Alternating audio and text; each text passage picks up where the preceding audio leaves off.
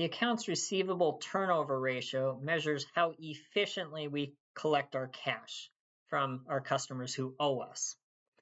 And conceptually speaking, we could imagine that we made a whole bunch of sales on January 1st.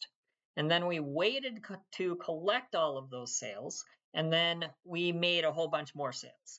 And then we waited to collect all of those sales and before making a whole bunch more sales and so on. And the accounts receivable turnover ratio says how many times during the year did we do that? So how many times during the year did that happen? I know we don't make a whole bunch of sales one day and then wait to collect all of those, but you can imagine it that way, that our accounts receivable, how many times during the year did we collect all of it? So let's look at how to calculate it.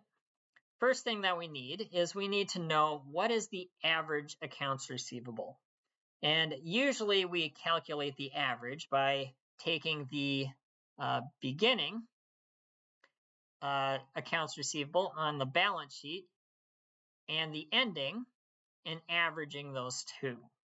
So in this case, it would be 10,333 plus 10,815 and divide that by 2 to get the average. That is going to be, I just have to punch it into my calculator here, 10,574. All right, I always like to use my common sense check.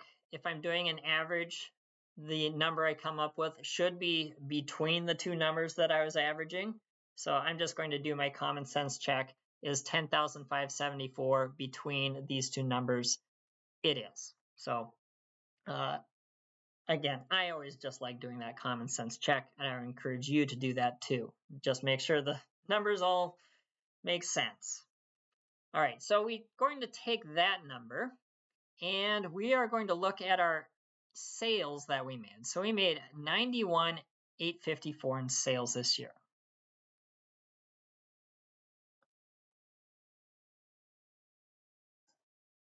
And then I divide that by my average accounts receivable. So if I'm looking at this, I would take my credit sales. Again, I'm only focused on credit sales here. And with Pepsi, I'm assuming all of these are credit sales. That's how their business works. They deliver their soda to a grocery store, and then they bill the grocery store later. So almost all of Pepsi's are credit sales. Using this on Walmart or Target or other customer-based ones where it's almost all cash, this ratio is going to be pretty much meaningless. So you just want the credit sales and divide that by the average accounts receivable. Well, let's do that for Pepsi. And that would be 91,854 divided by 10,574. That gets me 8.69 approximately.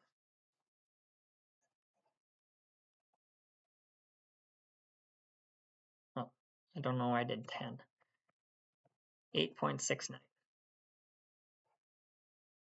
And that is number of times the accounts receivable was turned over during the year.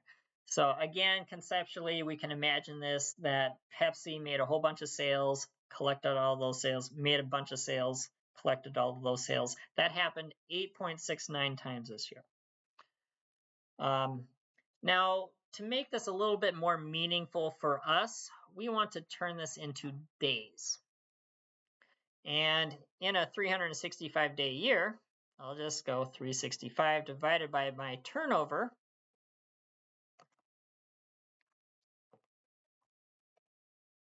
And that gets me 42 days.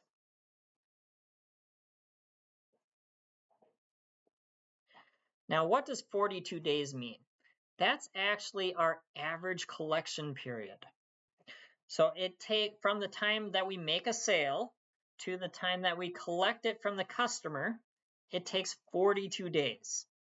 Is this good or bad? Well, it really depends on the business and what terms we are giving to our customers.